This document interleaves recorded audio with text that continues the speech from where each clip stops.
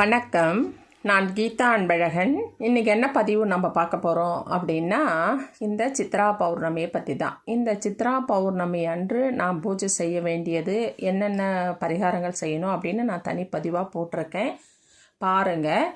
இப்போ இந்த சித்ரா பௌர்ணமியில் நம்ம பசுவிற்கு இந்த ஒரு பொருளை நாம் கொடுக்குறோம் அப்படின்னு சொன்னால், நம்முடைய கடன் பிரச்சனை, தீராத நோய், சண்டை, வம்பு, வழக்கு, பங்காளி சண்டை, அந்த மாதிரியான பிரச்சனைகள் அத்தனையும் தீரும், நிலத்தகராறு தீரும் அப்படின்னு சொல்கிறாங்க.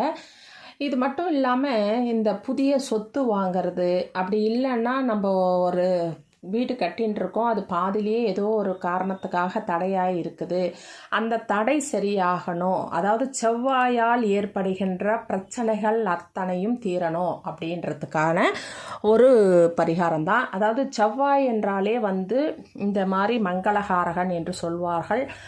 அது திருமணமாக இருக்கலாம், அல்லது வீடு, வண்டி, வாகனம், சொத்து, அந்த அண்ணன் தம்பி உறவுகள், பங்காளி, அந்த மாதிரி எல்லா விஷயத்திற்கும், ரியல் எஸ்டேட்டில் வேலை செய்கிறவங்க, அந்த மாதிரி அது சம்பந்தமான மண் பூமி சம்பந்தமான விஷயமாக வேலையாக இருந்தாலும் சரி, அல்லது வீடாக இருந்தாலும் சரி, அதில் ஏற்படுகின்ற பிரச்சனைகளுக்கு இது தீர்வாக இருக்கும். அது மட்டும் இல்லாமல் எலும்பு, கை கால் திடீர்னு ஆக்சிடெண்ட் ஆகுது, ஏதாவது இடிச்சுக்கிறோம், இல்லை அடிக்கடி காலில் அடிப்படுது, கையில் அடிப்படுது, எலும்பு முறிவு ஏற்படுது அப்படின்னு சொல்கிறதுக்கும் இந்த பரிகாரம் செய்யும் பொழுது அவைகள் கட்டுப்படுகின்றன.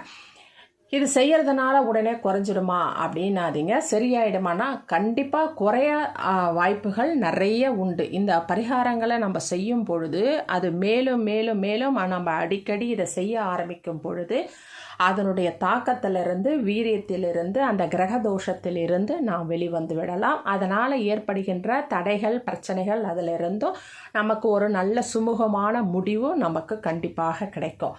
சரி, இந்த பசுவிற்கு என்ன பொருள் நம்ம கொடுக்கணும் அன்னைக்கு, அதாவது சித்ரா பௌர்ணமி அன்று. சித்ரா பௌர்ணமி, அதுவும் இந்த சித்ரா பௌர்ணமி என்பது ரொம்ப விசேஷமாக வந்திருக்கிறது. செவ்வாய்க்கிழமையில் வருகிறது. அதுவும் செவ்வாயோட வீட்டில் குரு இருக்கிற நேரத்தில் வருகின்றது இந்த கிரக அமைப்போடு. அதனால் இந்த சித்ரா பௌர்ணமி ரொம்ப விசேஷம். நிறைய கடன் அடைக்கிறதுக்கு, சொத்து வாங்கிறதுக்கு, இல்லைனா புதிய தொழில் தொடங்கிறதுக்கு, அன்றைக்கி வாஸ்து நாளும் கூட அன்றைக்கி கூடுதல் சிறப்பாக வருகிறது. அதுக்கப்புறம் மாங்கல்யம் மாற்றிக்கிறாங்க இல்லையா, சரடு, அது மாற்றிக்கிறதுக்கு கூட அன்றைக்கி ரொம்ப சிறப்பான நாள். ஏன்னா சொக்கநாதர் மதுரையில் மீனாட்சி திருமணம் செய்கின்ற நேரத்தில் நிறைய பேர் மாங்கல்யம் மாற்றிப்பாங்க. அது மாங்கல்யம் மாற்றிக்கிற பழக்கம் இருக்கிறவங்க கண்டிப்பாக அதையும் செய்யலாம். அதனால் அவ்வளவு சிறப்புகள் வாய்ந்த நாள் இந்த செவ்வாய்க்கிழமை அப்படின்றதுக்காக இந்த பதிவு. சரி, நீங்கள் பசுவிற்கு என்ன பொருள் கொடுக்கணும் அப்படின்னா, சிகப்பு கலர் தர்பூசணி. இப்போ தர்பூசணிலே மஞ்சள் கலர் கூட வருது, ஆனால் நீங்கள் அதை கொடுக்கக்கூடாது. சிகப்பு கலரில் நம்ம எப்பவும் பயன்படுத்துவோம் இல்லையா, அந்த மாதிரி இருக்கிற சிகப்பு கலர் தர்பூசணி, மேலே பச்சையாக இருக்கும், உள்ளே கட் பண்ணால் சிகப்பாக வரும் இல்லைங்களா, அந்த தர்பூசணி, அதை நீங்கள் வாங்கிட்டு பசுவிற்கு கொடுக்கலாம்.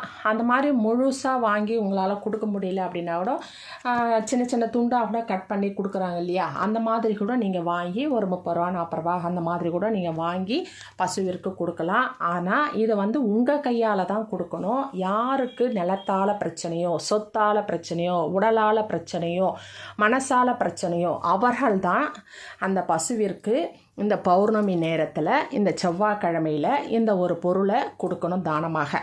அது இந்த நாள் முழுவதும் இருக்குது. அதாவது செவ்வாய்க்கிழமை காலையிலேருந்து இரவு வரல இருக்குது. அதனால் நீங்கள் இதில் எந்த நேரத்தில் பசுவை பார்க்குறீங்களோ அந்த நேரத்தில் இதை கொடுங்க. நீங்கள் வாங்கி இப்படி கொடுக்கும் பொழுது உங்களுடைய இந்த சொத்து சம்பந்தமான பிரச்சனைகள், செவ்வாயால் ஏற்படுகிற தோஷங்கள் அத்தனையும் விலகக்கூடிய வாய்ப்பு கண்டிப்பாக உண்டு. ஏனென்றால் கோமாதாவில் 33 கோடி தேவர்கள் வாசம் செய்கிறார்கள், தேவதைகள் இருக்கிறார்கள், எல்லா தெய்வங்களும் இருக்கிறது. இந்த அற்புத வசிய நேரத்தில், வாஸ்து நாளில் நம்ம இந்த ஒரு பொருளை அந்த கோமாதாவிற்கு கொடுக்கும் பொழுது நமக்கு இந்த மாதிரி பிரச்சனைகளிலிருந்து வெளிவருவதற்கான ஒரு பரிகாரமாக இது அமையும். கண்டிப்பாக இதை கொடுங்க. இது இன்றைக்கி மட்டும்தான் கொடுக்கணுமா அப்படின்னா அப்படி இல்லை. இது செவ்வாய்க்கிழமை பௌர்ணமியில் வர்றதுனால இதை கொடுங்க. மற்ற நாள்லேயும் கொடுக்கலாம். ஞாயிற்றுக்கிழமை, செவ்வாய்க்கிழமை, அடுத்த செவ்வாய்க்கிழமை, அது மாதிரி உங்களுக்கு எப்போல்லாம் செவ்வாய்க்கிழமை செவ்வாய் ஓரை, ஞாயிற்றுக்கிழமை செவ்வாய் ஓரை அந்த மாதிரிலாம் உங்களுக்கு கிடைச்சிதுன்னா பசுவிற்கு கொடுங்க. அதிலேயும் முக்கியமாக இந்த பௌர்ணமி அன்று கொடுப்பது ரொம்பவும் சிறப்பு. அதனால தான் இந்த பதிவு. முடிந்தவர்கள் கண்டிப்பாக பசுவிற்கு கொடுங்க. தினந்தோறும் பசுவிற்கு உணவு கொடுக்கலாம். பறவைகளுக்கு உணவு கொடுக்கலாம். பறவைகள் சாப்பிட்றதுக்கு தண்ணி கொடுக்கலாம். கண்டிப்பாக உங்கள் வீட்டு மொட்டை மாடியெலாம் இருந்ததுன்னா தண்ணி வைங்க. ஏன்னா இப்போ கோடைக்காலம், அதனால் ரொம்ப வறட்சியாக இருக்கும். அதனால் நீங்கள் தண்ணி கொடுங்க. இந்த மாதிரிலாம் தானம் செய்யும் பொழுது, வாயில்லா உயிரினங்களுக்கு நம்ம தானம் செய்யும் பொழுது நம்முடைய கர்ம வினைகள் அகன்று நம்முடைய கஷ்டங்கள் குறைந்து நம்முடைய சுகங்கள் கூடும் என்பது நிதர்சன உண்மை. நம்பிக்கையோடு செய்யுங்க. எல்லா நேரமும் செய்யலாம், எல்லா நாட்களிலும் செய்யலாம். தானம் கொடுப்பதற்கு நேரமோ காலமோ கிடையாது. இருந்தாலும் இந்த நேரத்தில் கொடுத்தீங்க அப்படின்னு சொன்னால் இது கூடுதல் சிறப்பாக இருக்கும் என்பதற்காக இந்த பதிவு. முடிந்தவர்கள் கண்டிப்பாக இதை செய்யுங்க. சரிங்களா? நன்றி, வணக்கம், வாழ்க வளமுடன். இந்த வீடியோவை சப்ஸ்கிரைப் பண்ணுங்கள், ஷேர் பண்ணுங்கள், லைக் பண்ணுங்கள். தேங்க்யூ.